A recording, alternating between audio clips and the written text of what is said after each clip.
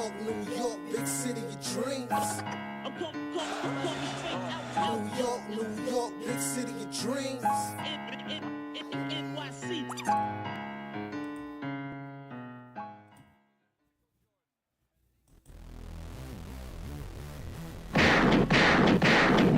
What's going on? This is Jay Ellis from the Nick of Time Show, here giving you that Knicks talk just in the nick of time. And guess what?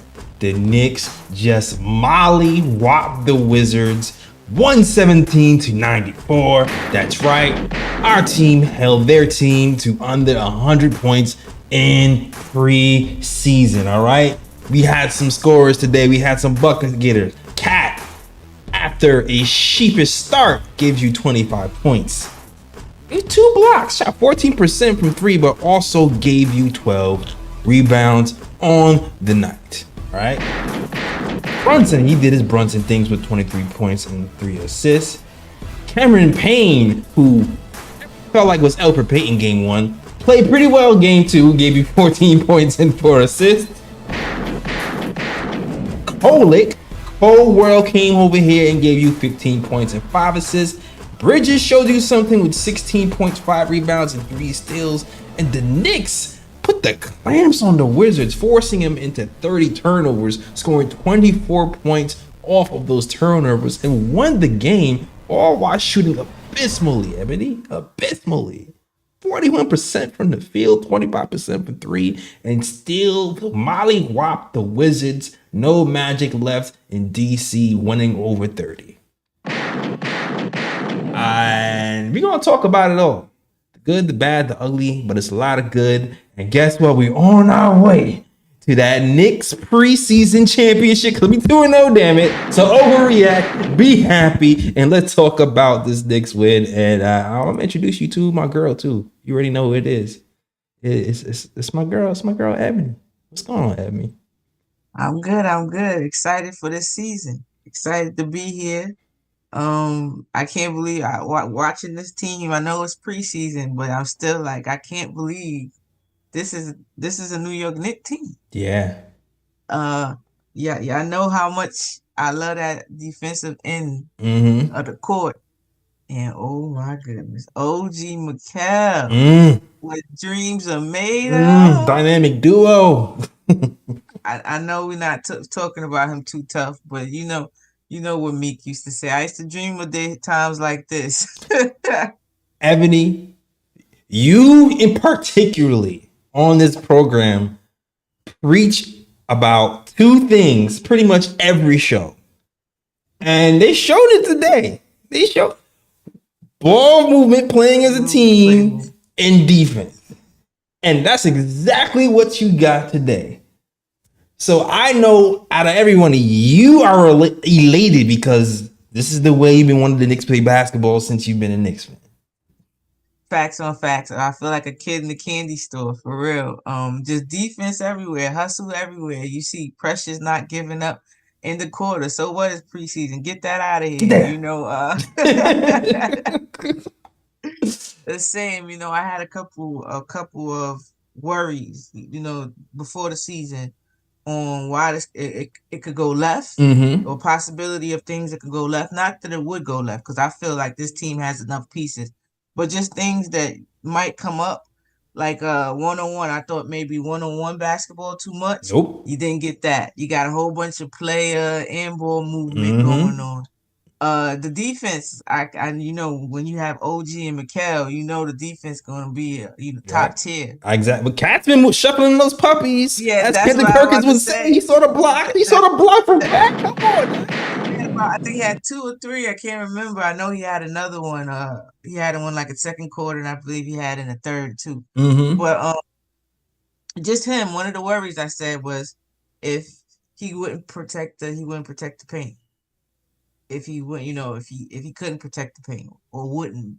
And today he was doing that very well, helping his teammates, you know, protecting the paint.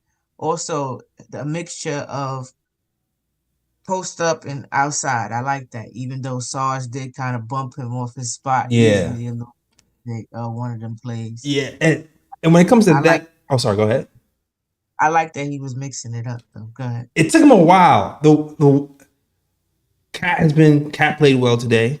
He's still not shooting well.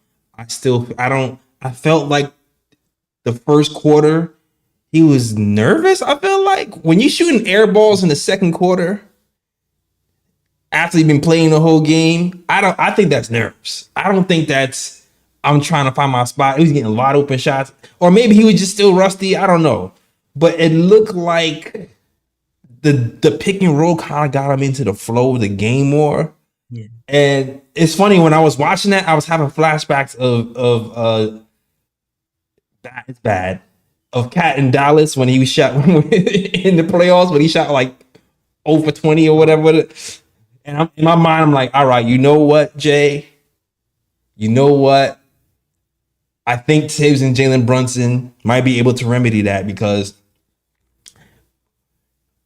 the criticism there was you kept shooting, but you have other parts of their game. But now with Jalen Brunson kind of being like the pick and roll partner, he can get him easy shots at the basket. He can get him in the rhythm of the game. So if those threes aren't falling from the rip, we can still be in the game and can still get going. So I was happy to see that they worked that out, and I was also ecstatic to see probably the 1-2 punch of the century. That pick and roll, pick and pop from Cat and Jalen Brunson. Oh my God.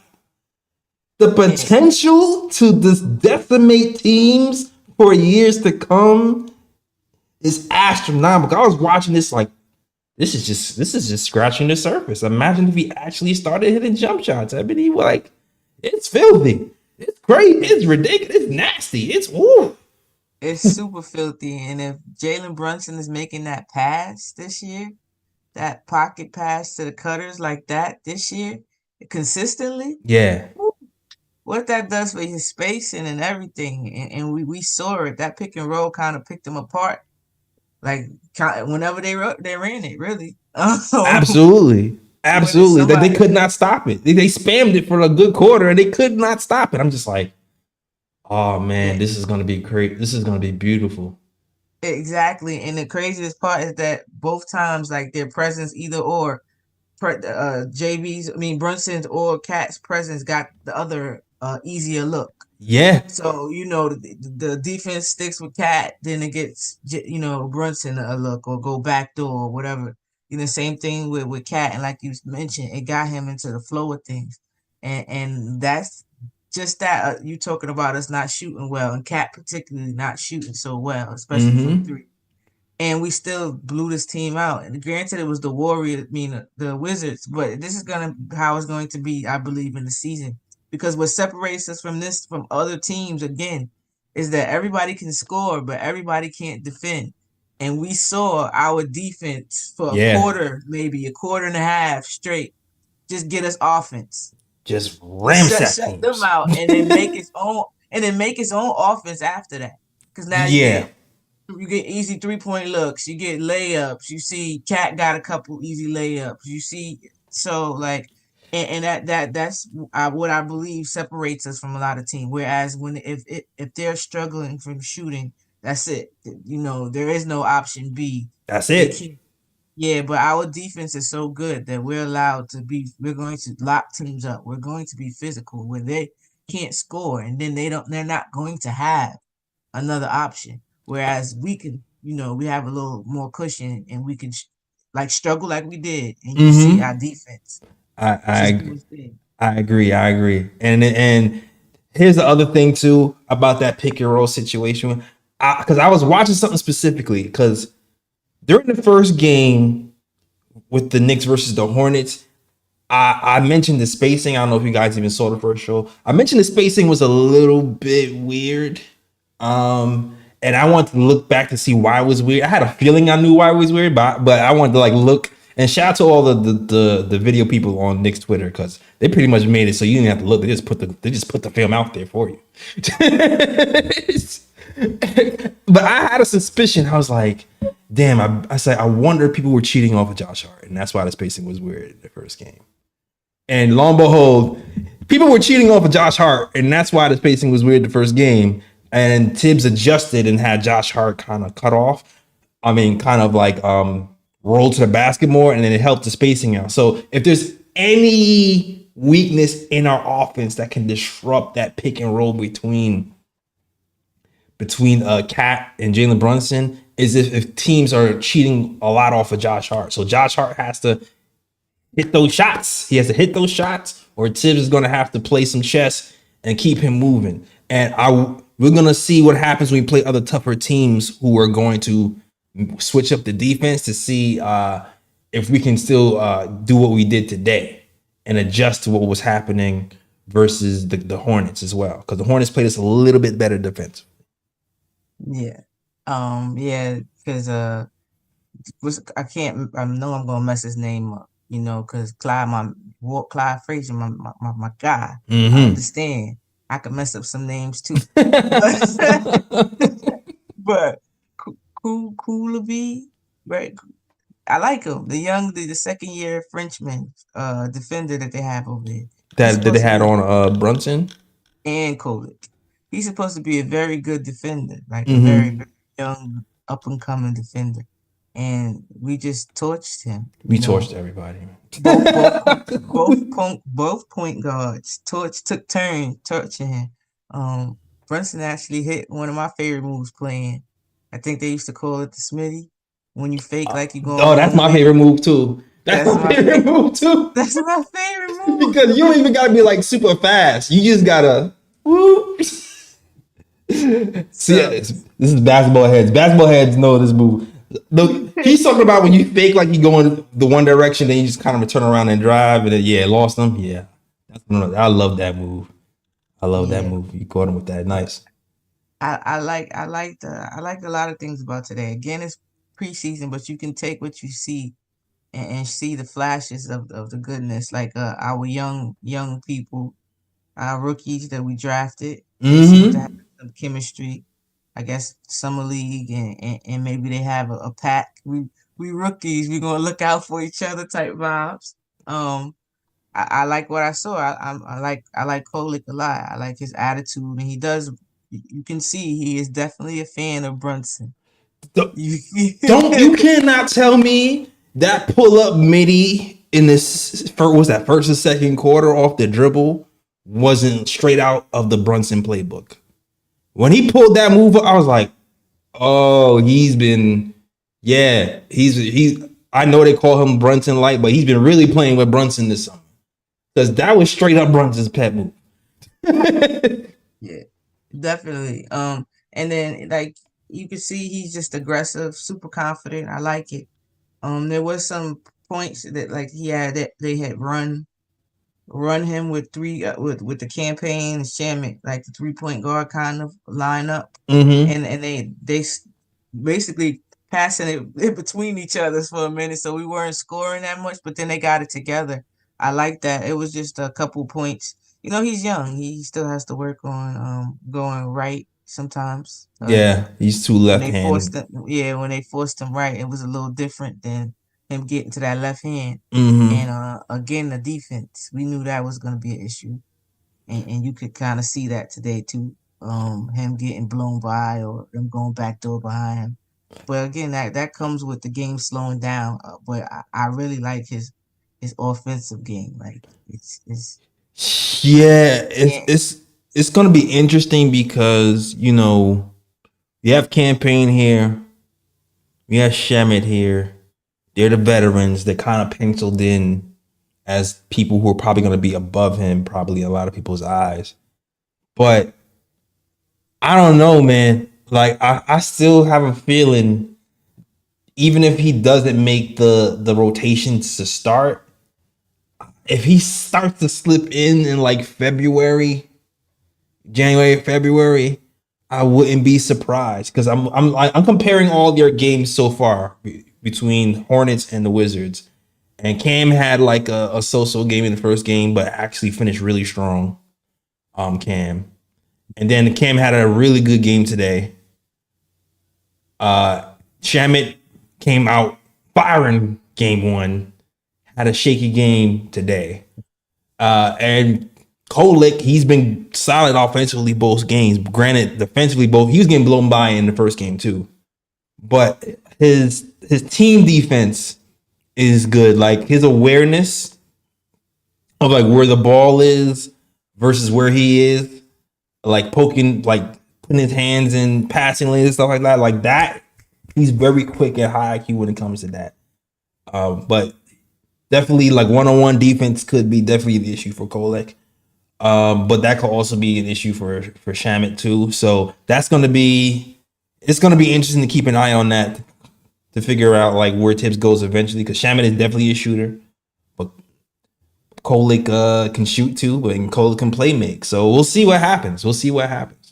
Yeah, and again, shout out to Leon Rose getting reliable people. And again, if these people do stick, these are other players that other teams wouldn't mind having. Just a reliable role player that's not so expensive, especially with the CBA. So yeah, we look good. And I was in watching the game, talking about Mikal. He trying to make me love him. That's what Mikal trying to do. Mikal. He trying to make a stand out of me. Man, Ebony, worth every penny, Ebony. Worth every freaking penny. Dog, I'm about to give Brooklyn another pick just for a tip. Just here. I know we gave you 6 picks, but here's 7. I felt like when James Harden wanted out of Houston and he started wearing the fat suit so he could get traded. I kind of felt like Mikal defensively was wearing a fat suit for Brooklyn, because he was not doing that in Brooklyn. I was just watching him, Jay, like he trying to make a stand out. Like I kept saying, I said he want to make a stand out of it. That's what he's trying to do. Like he doesn't need the ball much. He moves without the ball, and that defense effort all day, all the time, hands in passing lanes, reach, whatever he got to do, he did. Like by the end of the season, y'all gonna be like, they're gonna be tired of me, Mikal, Mitch, I guess. Yeah. Point of attack defense has changed the way this team has looked. And it's crazy because, the rebound, people were complaining about the rebounds. You know the thing about the rebounds, Ebony? Like, Tibbs likes rebounds because of extra possessions. You know what I'm saying? Oh, we get a lot of offensive rebounds. We get extra possessions. Or we get defensive rebounds. And so, because we're playing good defensive stance, we get defensive rebounds. So we get a lot of rebounds. But the Wizards just had problems getting into their offensive sets, period. So if they have problems even shooting the ball, you by default are going to have less rebounds. So you looking at halftime, we up by how many points, but we're down 3 rebounds to them at halftime. I'm just like, I don't think this is a representation of how we were actually rebounding. I feel like we were just disrupting their offense so much that they didn't have as many shots at the basket. So I felt like the rebounding numbers were kind of fugazi. Like, oh, we need to rebound. Like, we beat them by 30. We took the ball for them. They didn't even get the chance to shoot. If you can't shoot, we can't get rebounds. Yeah. I think with a lot of people, they were more so concerned about the offensive rebounds, the lack of them, because that was such a big part of our identity, I guess. Yeah. And now you go from that to, well, hold on, where the offensive rebounds at? Exactly. But we just moved from one category to another. We just went from rebounds to steals. So now we might be bottom rebounds, but we might be top 5 steals. You know what I mean? Or top 5 forced turnovers or something like that. Yeah. Now I think we're still gonna be good at offensive rebounding. It's just, again, flow, rhythm, learning each other. I think that's still going to be a strong point for us. We Absolutely. Still do have crashing, Josh Hart crashes the boards. We have people who still go after the ball. And hold on, I have to shout out to this creative ass chat, all right? Because they just gave us the nickname of the century right now. Cause I know we were praising Mikal Bridges. And there was a time where Mikal and OG was just taking turns making the Wizards cry on offense. They just shut down their offense for a good 4 minutes by themselves. Just them picking on them. Yo, Joe, real quick, I can tell you before I forget this play. Since we talking about the wing, like as I see with the chat, you'll tell what the chat named it was a wing stop, right? Wingstop is a ill nickname for McAllen OG. Yo, Poole Bruh. Jordan Poole gets away from Mikal Bridges, right? He gets away. Like I don't remember if it was a pick or he just turned the corner and caught the step on OG. Me on Mikal. OG sees this and cuts him off. He picks him up. Poole, I don't know if he got scared that he realized, oh snap, OG on me now or whatever. But he like hesitates, stumbles, and travels, and I'm laughing like this is what offenses have to go through right now. Like you get past Mikal, and then your reward is OG waiting for you. Yeah.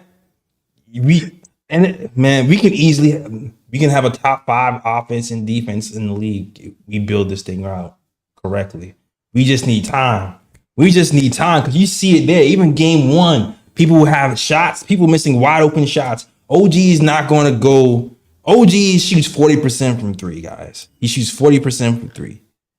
Today, he shot like 2 from 9 from the field, 0 from 4. He's not going to go 0 for 4 all season. Karl-Anthony Towns shot 1 from 7 from 3. He's not going to go 1 from 7 from 3 all season. We can easily have a top 5 offense. Monica Manut said top offense in the league. I'm going to defer to the queen. I'm like, you know what, Monica, you're right. I'm being too safe. I agree with Monica with that number 1. It's just way too many. And again, if you talk about leaps, again, I guess Josh Hart right now, then jump shot doesn't look so crazy. We don't know how that progressed. You know, sometimes people start off slow. Right. But if he does come with a little jump shot, what is that? You know, we seen Deuce first game. If he continues that, if he's able to keep adding on to his game, you know, what does that look like? Other teams don't have these luxuries of people where you could just stagger your whole starting 5 if you wanted to for them to give you buckets. You know, at any given night, one of those guys can give you 20 or more, or 20 at the same time. I agree. And shout out, I saw OG showing a little bit of his post up game too. He had a little post up move against Kuzma. Yeah, I saw it all. But the thing that I really saw today that I thought Tibbs leaned into more, and which is I was kind of curious about, is like how we go about things without Brunson. And I feel like we're going to go to the Mikal route when Brunson is out. I know we're going five bench unit, 5 starters now, but for the most part, you're probably going to see a starter play with the bench moving forward, like in the regular seasons. I think that's why he had Cat play with the bench in the last quarter, and then he had Mikal play with the bench in the first quarter. So it was interesting to see how Tibbs was kind of running things through Mikal at first, and I was like, okay, I see Mikal working the mid range. That's cool. He seemed more aggressive in general. But I'm keeping an eye on that to see where Tibbs' head is at, like, or how he runs the offense without Jalen Brunson. Yeah, you know, those non-Jalen Brunson minutes are always crucial. Right. Those are always crucial. Those are the shaky moments we used to have last year. So yeah, I'm just gonna be watching Tibbs. Oh, I got it. I'm be, you know. What you watching for?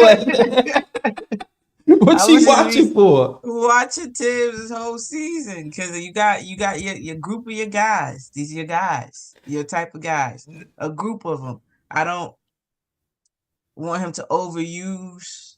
I don't know how get uncreative again. I don't want him to go back to the uncreative. I don't think there's Ebony. I don't think there's any way he even screwed this up, Ebony. Because you even see it today. Not. You can even see it today. Like, you got Cat.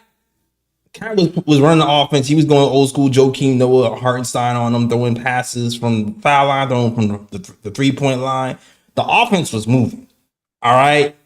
Then he was switching switching on defense and pick and roll. He was mixing up fighting over picks and switching today. Like, Tibbs is all the way deep in the bag right now. And this is only the second game of preseason. So I don't really think we have anything to worry about. I hope so. I hope so. You know what they say, when the pressure comes, people go to what they know. So I hope so. I really do. Go to what they know. Go to what? Yo, Ebony, I'm telling you, is now that Tibbs has the players, he's gonna be pick and rolling people to death. He's gonna be using cat. Like, did you see all the action that was happening when the first play of the third quarter? When they realized, okay, Cat wasn't shooting well. They ran some action to distract the offense, to pass the ball to McCall just so Cat could pop back out top of the 3-point line just to get him a clean look. Like, he's moving the offenses around, getting people open looks creatively. Tibbs is doing some things in preseason. He's doing some things in preseason. I said I hope he showed me something last season. I just hope it continues. You don't, with all the weapons, you would never want to ice any of them out. And he was working with McCall. I think it's going to be right now. It's looking like the hierarchy is going to be Brunson, Cat, McCall, offensively. Like, that's what it's looking like. You got to keep OG happy too. You got to keep OG happy too, but that's what it's. Everybody's gonna get 40 shots. Nah, I know that it's only one. There's only one basketball. It's only one ball, but like I said, that's what the worry is. Like, that's the only kind of worry I have if our offense gets stagnant type, and then you start icing folk out the game. It's not gonna get stagnant. It is not gonna. I cannot foresee this getting stagnant at all. First of all, just the way that Cat pulls out the centers is going to give Jalen Brunson way more options. First of all, second of all, Cat is a willing passer, so I think him just being able to pass within the flow of the game is going to keep things kind of flowing in general. And our whole team kind of is like that. Like, our whole team is kind of a team of willing passers, without the coach even having to really coach. You know what I mean? So I think people kind of over worried about Brunson last year shooting so much, but he didn't have a choice. Like, this season, we have our number 2, we have a number 3. We have McBride is coming along, Kolick is coming along in the wins, Campaign and those guys. I feel like there's more options to move the ball and have a cohesive offense this season, more so than any other season. So I think we're fine. So I think we're fine too. Mm-hmm. Just don't go back to what you know. Exactly. Shout out to the chat. Lee's in the chat. Lee, he could have been on the panel. Lee, what happened? But shout out to the chat. Shout out to Nick Yak. Shout out to the chat. Nick Yak, Glamour Knicks, Lee Escobedo, S. Parker, the Predicate. I like that name. JT Reddick. JT, did you come up with Wingstop? I'm gonna give you the gold star, my guy. If you came up with that, bro. Shout out to user Stanley, man. Knicks Nation TV, everybody rock with the KOT show. If you're liking the show so far, hit that like and subscribe button. Shout out to my guy Jay Boogie in the chat. I see you, Jay Boogie. Salute to you, my guy. Good to see you, sir. 3 capital S. Yeah, salute. Shout out to my man Jay Boogie in the chat. Lee came over here with some violence. Oh, I see my cousin too. Shout out my cousin Scooter. I see you in there. Shout out to cousin Scooter. Lee starting some violence, man. Let's talk about it. Lee starting violence. What he say? He said he's talking smack about Sims. You already know what it is. Sims played 1 minute today. 3 minutes. It happens. We'll see. If he ain't it, he ain't it. But we gonna see. It ain't. We shall see. Yeah, I'll say this. Sims had a 10 rebound game the first game. And only 17 minutes. 2 points, 10 rebounds. So I don't think that was a bad game. This game, the little time he played looked weird, but he only played like a minute. It did look weird. He was mistiming his jumps today. Yeah. He's mistiming his jumps for sure. Today, somebody was complaining that Quarty wasn't going to get any. He said, "How come Chips isn't going to play him?" I was like, "Chill. It's only preseason. He's going to get his time." And guess what, Ebony? Got his time. Today was his time. All right, he did good. He did well. Offensively, I don't know if it's because he was been playing with Kolek through summer league and it came in as rookies together. He seems like he has like the pick and roll tying with him kind of to to a T. Had a couple of putbacks. It seems like he seemed disciplined defensively. I will say that. Like usually when you see big men come into the league as rookies, they jump at everything. That's sort of what Sims was kind of doing today. He's like, pump fake, fall on the floor. Like he seemed disciplined. He seemed like he knew where to be defensively. I liked what I saw in his limited minutes. Maybe he could have rebounded more. Maybe, but he only played 14 minutes. He played 16 minutes. 16 minutes, 3 steals though. I'm not even gonna give him the rebound. He played 16 minutes, 4 rebounds. I got it. That's not so bad. I gotta see more. I need to see more. I needed to see more. But it seemed like he had a positive impact when he was on the floor. Yeah. I think he got like our first offensive rebound, to be honest. Did he? I think so. If I remember correctly, he was like the first offensive rebound. Let's see. Precious got 1 offensive rebound. Karl Anthony Towns got 4 offensive rebounds.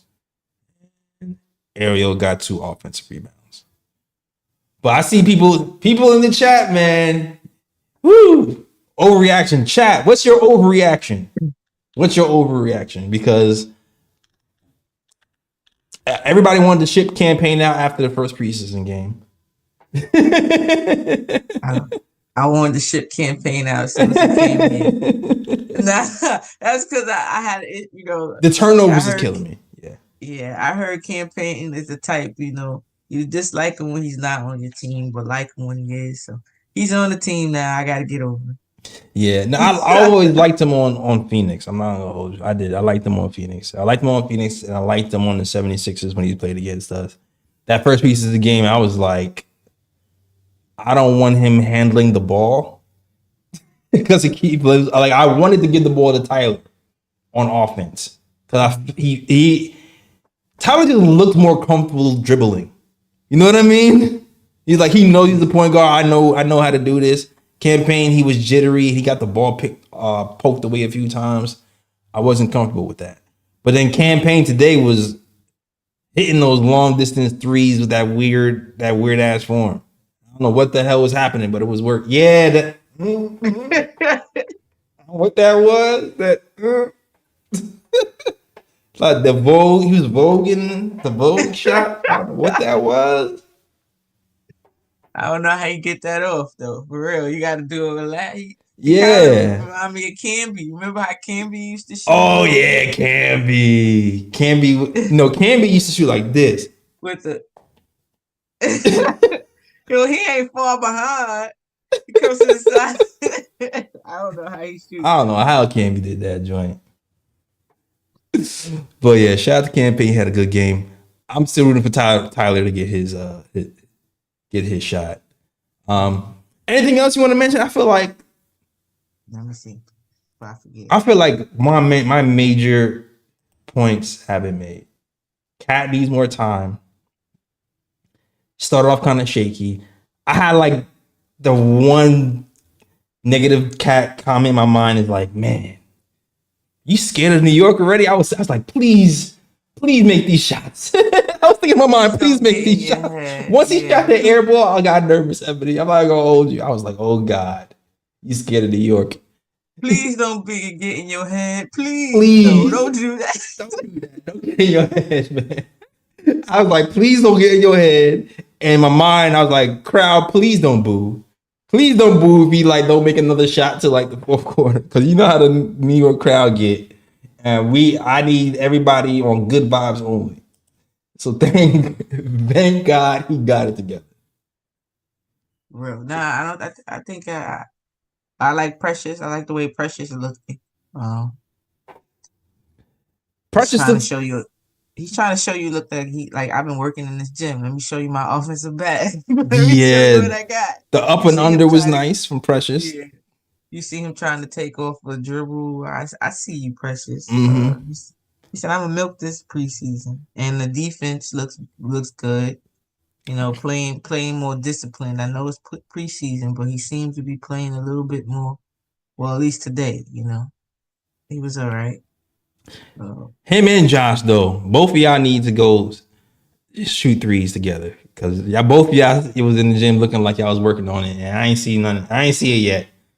It's all right. It's all right. Come sometimes it takes a minute. It's just people slow starters. There really are slow starters where I feel your you. jump shot, it's just in the beginning it's just not falling, and then something just click. I feel like McBride is going. I feel like in certain situations, McBride might be plugged in certain situations. Definitely. His spacing is like, you know what? We need a little bit more spacing because they're doubling up with Josh. I feel like we might see some McBride in those situations, depending on matchups. But we'll see what it is. That playing off of Josh can be combated, like if they did what they did today. That ball movement, because if you're Yeah, recovering, you can't really notice who the shooter is. You're just reacting. So, they had to react to I think it was Brunson who got into the paint, and then he kicks it out. So now they're trying to recover to who he kicks it out to, not realizing that it's Josh. And he's able to get it to the real shooter, which was Mikal in that play. But yeah, that's how you try to combat when people play off of a shooter. You move, yeah, because then you can't recognize why yeah. you moving in the haste. Oh, that's Josh Hart over there. Exactly. You can't zero in. He's like, all right, we can just leave him. You can just move your defender around and get open. Nah, exactly. That's exactly right. We gonna see. Cause next game is Ebony. Next game is next game Sunday? They don't get out. Nah, I think that's when the Liberty game Oh man, in the hold on. finals, and we're in the chip. Knicks, hold on. I feel like the next game is Sunday. We in the chip. The next game is the preseason championship game is Sunday, Ebony. Wow. You see what we playing Sunday? No, I did not even see. I'm gonna go look now. Oh snap! Do you guys see who we playing Sunday? Did y'all know the preseason championship game is Sunday? That's funny. They funny. Nah, man. Did they know something? They knew this trade was happening beforehand. I didn't even see. I really didn't even see that. Sunday, Knicks versus Timberwolves. Preseason championship game. For all the marbles. Hold on, man. Where are we playing? Are we in the Garden or are they coming here? Oh wow. Hold on. I'll tell you right now. We are at the Garden. Oh snap! Oh my God.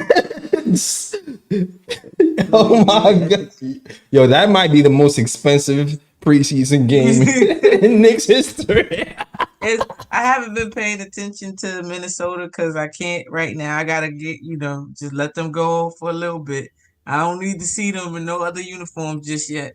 I'm good. I got no choice on Sunday though.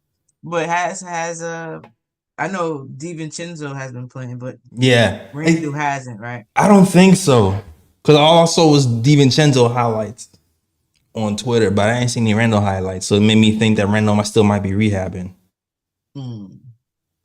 So we'll see. We'll see what's gonna happen. Damn, if Randall was ready, that would have been crazy. The chat wants to know, do you think Randall was playing? I don't know. If he could, I think he would. Yo, I'm not gonna hold you.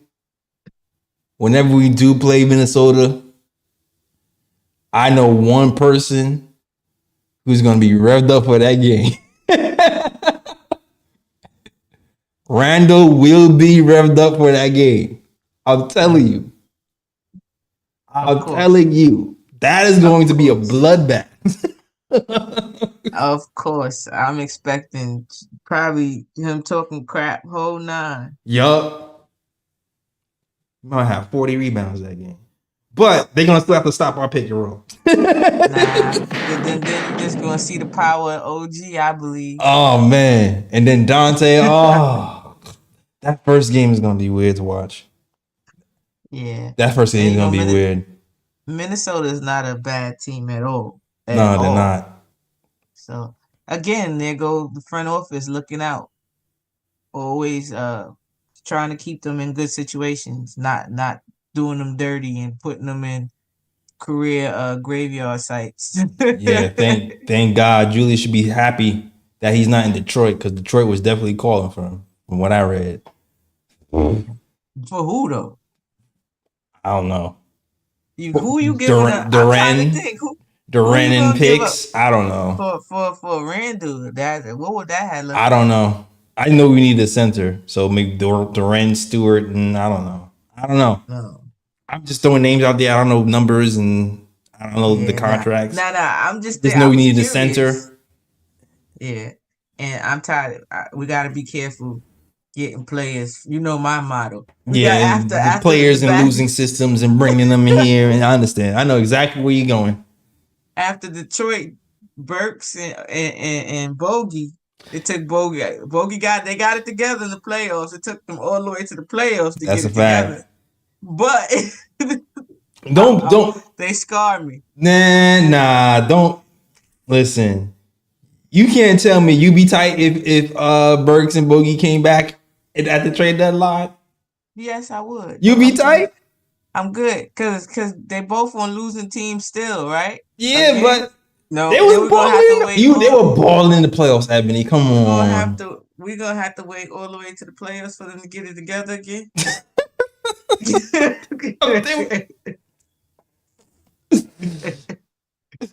They probably won't get no burn anyway. They wouldn't get no burn.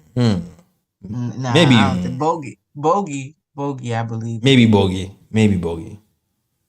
Because of his height, he could play the 4 at times. Exactly. Whatever. Burke and Bogey. Welcome back. Come on home again. Nah, I got nothing but good things for Bogey to say. Because of him, we now have a Mikal Bridges. Hey. So he good in my book. Exactly. You walk so we can run. I'm with it. Exactly. I'm with it. All right. Yo, also congratulations to Patrick Ewing, who makes his way back into the arms of New York Knicks and Knicks Nation. Hell yeah. About time. It's about time. What's his official title? I didn't even pay attention. Don't get me lying, because I just knew he was here. I feel like he was consultant. Player growth consultant or something like that. He's gonna be around the players, but it's just I love the move. Again, the front office doing it right, restoring the culture. You see all the former players all over the place supporting and having a ball, and to have Patrick Ewing come back, who was such a big part of this organization, and who was a great player and with great IQ. To have him around your players, to have him around your bigs, to have him around your young bigs. Yeah. Have him around. That's an underrated move I think we'll be talking about later. Absolutely. Chat Basketball. Thank you, Chat. He's officially the basketball ambassador. Appreciate y'all. Mm-hmm. Point. And I said this before. There was a time when Fitz was here. Fizdale. And he was a horrible coach. But the one good thing that era did is they brought in old Knicks into the fold and brought them into practices. And I always loved that about that era. But it means so much more now that we actually have a contending team to kind of bring those guys back into the fold. So now it's like we collecting them back like Pokemon or something. So now we got Stephon Marbury back. You seen Jamal Crawford kicking it with us. Allen Houston's always been here. Now we got Wilson Patrick Chandler Ewing was there. back. Wilson Chandler was there today too. Oh, Wilson Chandler was there today too. Yo, we gotta have Wilson back. I was thinking about that like a week ago. That'll be tough. Shout out to Wilson Chandler. Yeah, we gotta have Wilson back. We gotta have Wilson back. Wilson Chandler's back in the fold. So like I like that vibe of just bringing the Knicks alumni back and having it be like a fraternity once again. Mm-hmm. And then, okay, hold on. Lee's talking about salute to Junkyard Dog. Did I miss something? Did something happen with Junkyard Dog recently? I think he was there today too. Oh, he was there today for the during the game? Yeah. Did I miss him? Did I miss him? I think that was it, right? Yeah, he was there. Yeah, he was. Damn, how did I miss Jerome James? How did I miss? Not Jerome James. Ooh, my bad. I didn't mean to disrespect you. Don't call him. My bad. Don't call him Jerome. My bad, bro. I mean, Jerome Williams. My bad. I didn't mean to disrespect you. Jerome James. I'm sorry. You might not be able to come back.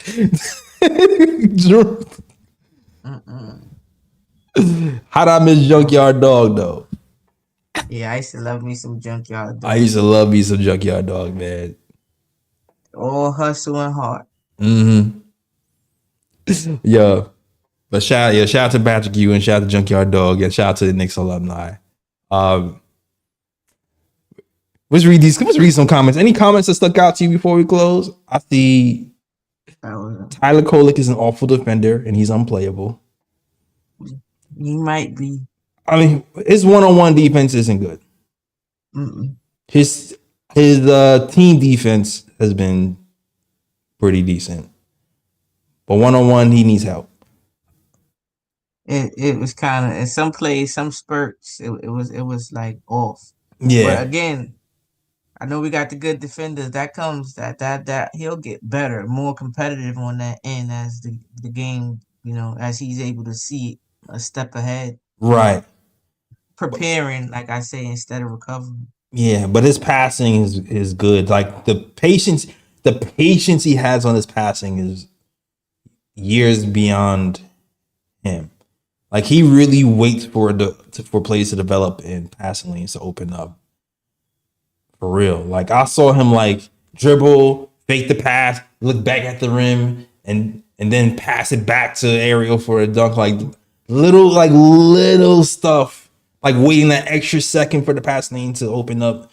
There's like certain guards who are like really impatient and just try to get rid of the balls just because the person is there while the pass isn't always all the way there yet. The play hasn't developed yet, and he has that early and naturally.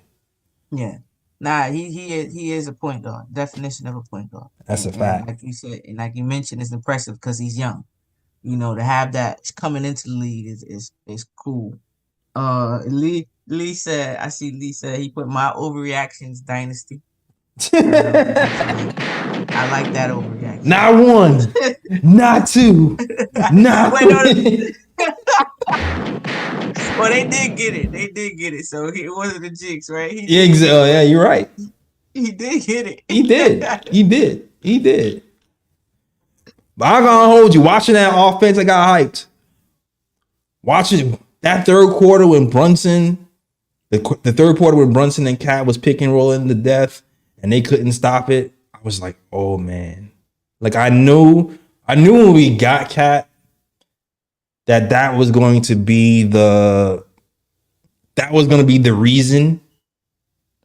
Like that one play was going to be what was going to be our engine from now on. But to see it kind of develop in game 2, yeah, and the progress from game 1 to game 2, and just the game is like, oh, here we go. This is only 2 games. Let's see what happens game 3. We'll see what happens when we play better defense. We'll see. Like you can start to see it. Like, oh man, this could be unstoppable. Like you really have one of the best 3-point shooting big men in the league, one of the best offensive big men in the league, and a top 10 player pick and roll with each other for a whole game. Putting defenses in mental jail. What do you do? While we have elite wings who can all shoot threes and even play make a little bit, surrounding them. Whew. Like I said, I think it's gonna be that January stretch on steroids, like just the whole steroids. What do you, Chad? I'm gonna ask you a question, Chad and Ebony. What is the most amount of games you think we can win in a row? In a row. What was it last year? We did 13, right? Was it 13? I believe was our max. Was it 13? I felt like it was 11. Am I wrong? I'm not sure. Well, I think we could do. I was gonna say I don't 15. know. I might be a homer. I might be trying to jump. I was gonna say 15. I was gonna give him 20. You gonna give him 12? Gregory says 20. I said 15. Chad, am I being too conservative? See, I don't know. We might be jumping out the window, but I'm cool with that. 20. I'm with the 20. I hit. Chad, what you 20. Got? 10. We did 10 last year. you gonna pass 10. Gregory Lee said 17.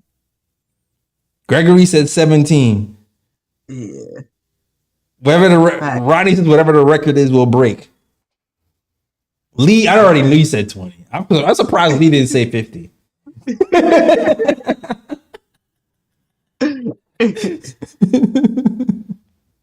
Lee be like, they go a whole month. We ain't losing for a whole month. Exactly. We ain't losing for a whole February, March. Running teams down. Yo, Knicks Nation over here like he betting, like he on the Price is Right. 21. You don't win nothing for going one over Knicks Nation 22.5. Exactly. You're funny for that. All right. I'll go with 15. I'll go with 15. These 15. Go with 20. You going 20. All right. We'll see what happens. Yeah. I got to write it down because my memory shot. Right. Yo, you know what we used to do? Oh, we need to bring this back. We used to make a game within the game back when we had the old pod. This is old KOT when it was Kathy. But I need somebody to keep record though. That's the only thing. What a record? What? Who's off? Yeah, we used to do predictions every week. Okay. We used to do predictions. We go like, all right, these are the games this week. What games do we win and what games are we losing? And then we would write down our predictions, and then at the end of the week we would check and see who was right or who was wrong. And just keep going like that throughout the whole season. But we never actually made it through the whole season. We would stop at like but one day I want to do it. Count, right? Yeah, one day I want to do it where we do the whole season and then we just look back and just like tally it. Just to have like a little game within the game for everybody. I'm gonna attempt to keep track. I'm gonna attempt to keep track this year. I'll write it down somewhere. I bet we're gonna do that. Yeah, just for bragging rights.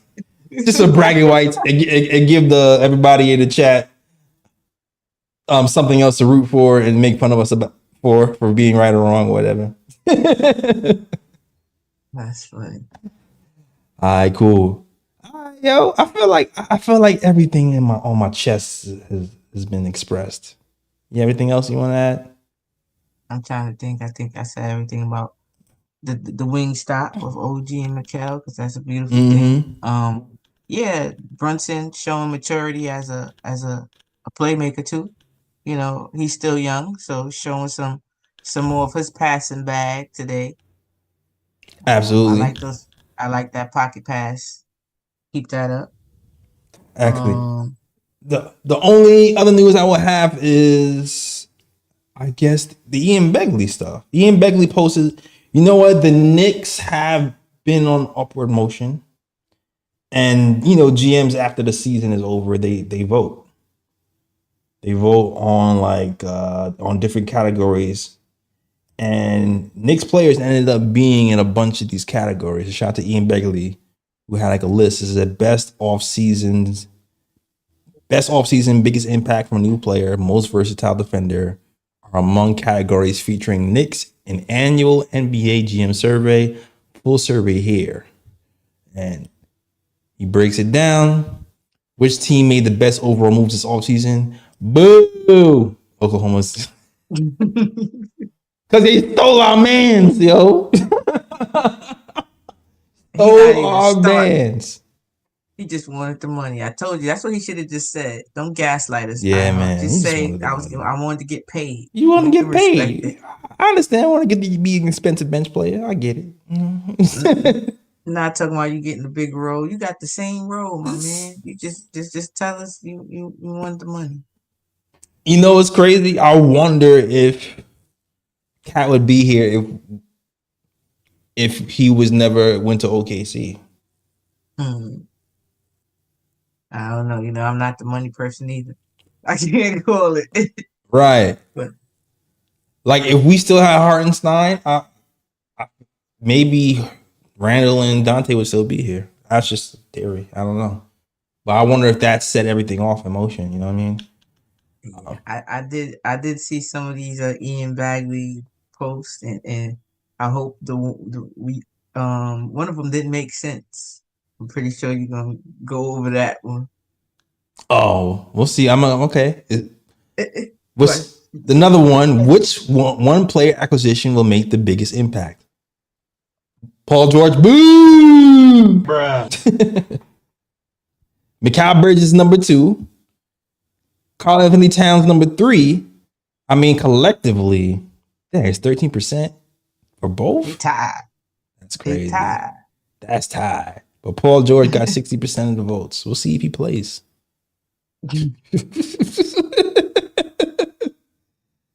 As Ebony would like to say, he's a Lego. Lego man. Legos, those men, they always broke.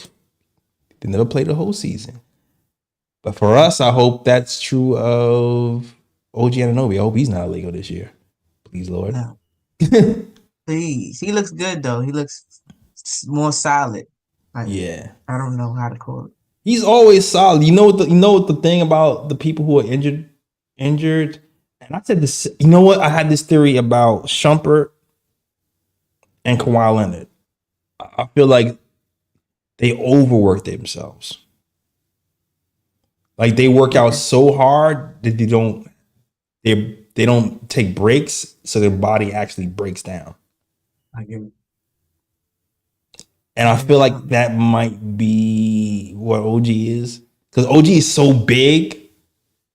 Like I feel like his legs are tree trunks. I feel like he just be squatting.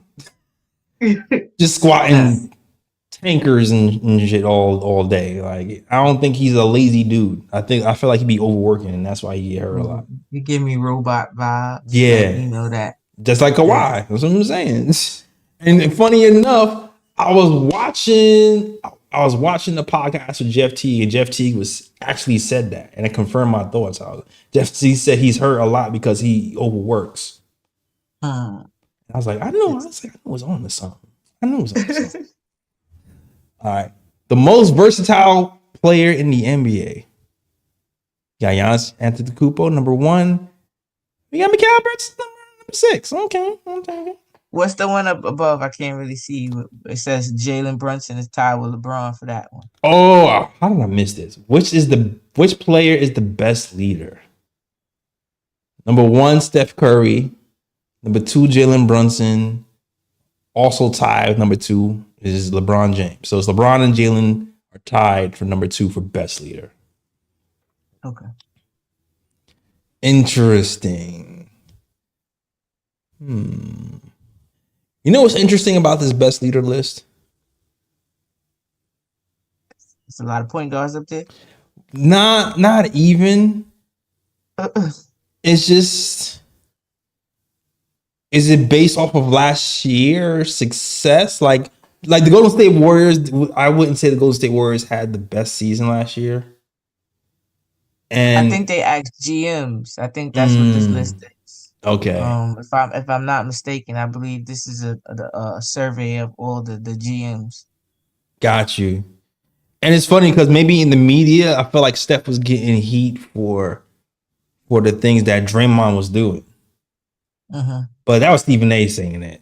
I think it was Stephen A. Was it Stephen A? Somebody was saying something like, Steph Curry should be a better leader and put Draymond on the leash. I'm like, Draymond is... Listen, there's certain people who just not going to listen. They're just going to fly off the handle, and you doesn't matter what type of leader you're. You be freaking Captain America. Yeah. You can't do nothing about certain people's mindsets. That's just the way it is.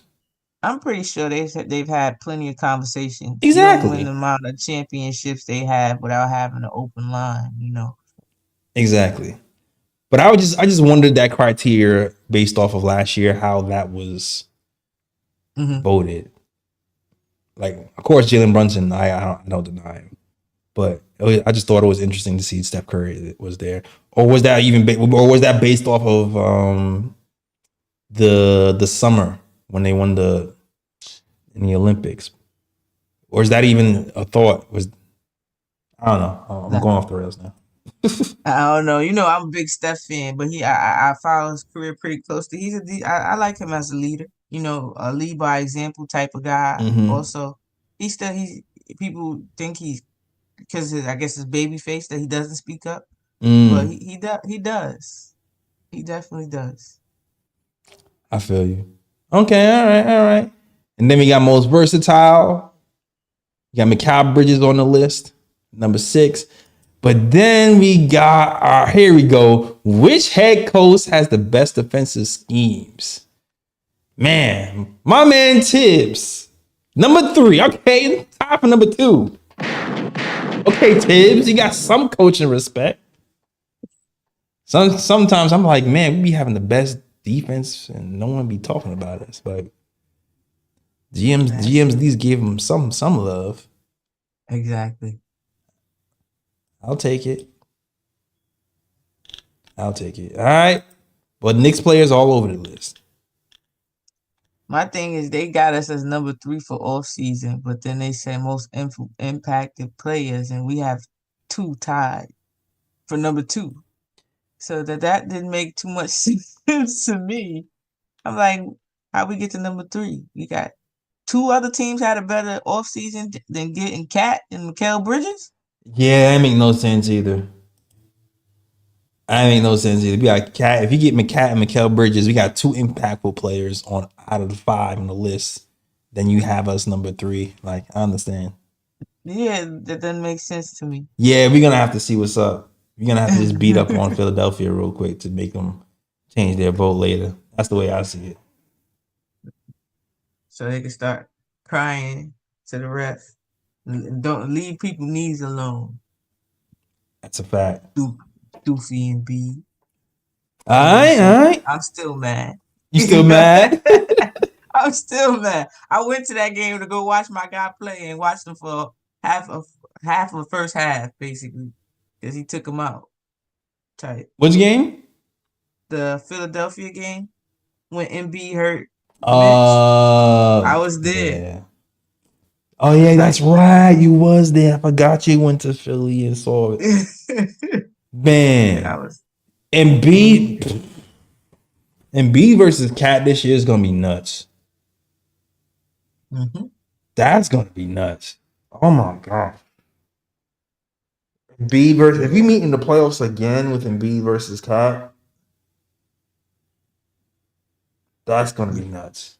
I'm interested to see him against the bigs again, because that was a big thing on why they had brought Rudy Gobert next to him, so he didn't have to play the 5. So that's something else I'll be watching as the season progresses. Yeah, his one-on-one defense with offensively gifted 5s, because one thing to keep an eye out on is the foul trouble.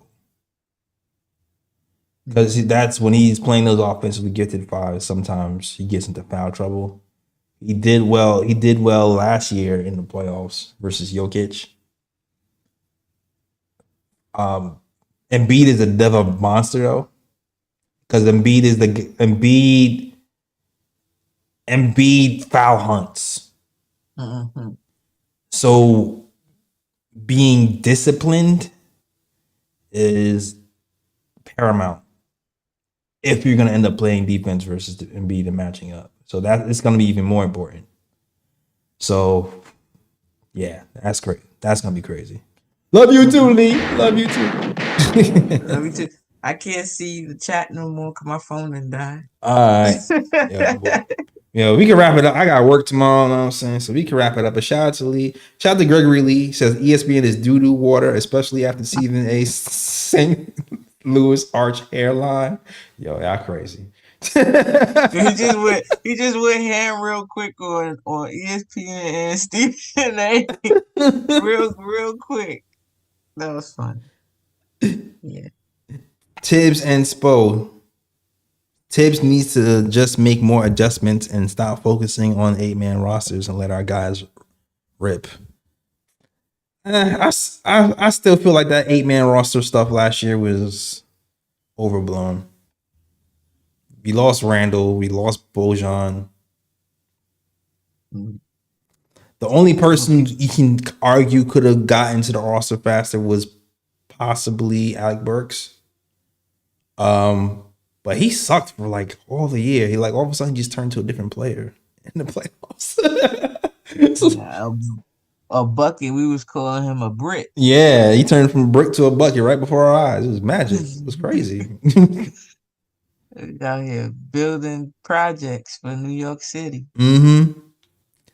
But yeah, I guess I don't know. I just be open minded. As your coach, you just want somebody that's willing to be flexible. I guess that's open to be, flexible if you have to make your roster change. Not you lose 8,000 games and then find you like, all right, fine. Let me do it. But who was he playing? Everybody was injured. By the time we got to the Pacers, it was just like, yeah. But here's the ball boy. Because we went through different phases of this roster. so like in the beginning of last year, I thought that he could have played more people in different spots. Like he was stingy with the rotations of the Grimes and things of that nature. Y'all know how that. Oh yeah, the Grimes versus Dante thing, I'm wrong. Yeah, I felt like it could have been a lot more mixing, matching, and playing around during that time. But after we got the injuries, it's just like you got to play who's available. Yeah, you got to play. Many. Can you breathe? All right, you can play. And then the end of our whole bench is injured. Like, what are y'all doing in practice? Why y'all never available? That's a fact. Washington and them was. Yeah, Dwayne Washington was. Sims was injured half the season last. That was crazy. But yeah. Let's end the show now. Let's get to work. Yeah. But that's the show, guys. No bro picks today. We preseason mode. That's all. Oh, no bro picks for you? Yeah, okay. No bro picks. I don't have any bro picks either. I feel like I had a bro pick before. But I have no bro picks this one. But that's the show, guys. Thanks you guys for watching. Lee, do you have a book for your book club? Lee always reading. Yeah, man. If you like that show, hit that like and subscribe. We here talking Knicks after every post game. And yeah, thank you guys for watching and kicking it with us. Ebony, let me know where they can find you. You can find me here every post game. You can find me on Twitch, Twitter, Instagram at MadNickFan. All right. After every Liberty game, I run the post game space for Balling with the Queens on Twitter. That's what's up. All right. And you know where to find us. Find us at the KOT Show on Twitter, the Knick of Time Show on Instagram, and the Knick of Time Show on Facebook as well. Yeah, that's the show. Thank you guys for watching. And as always, I was waiting for it. It's a mess out here in these Knicks YouTube streets. That's the show. We out of here. Let's go, Nick. Peace. New York, big city of dreams. city of dreams. All right.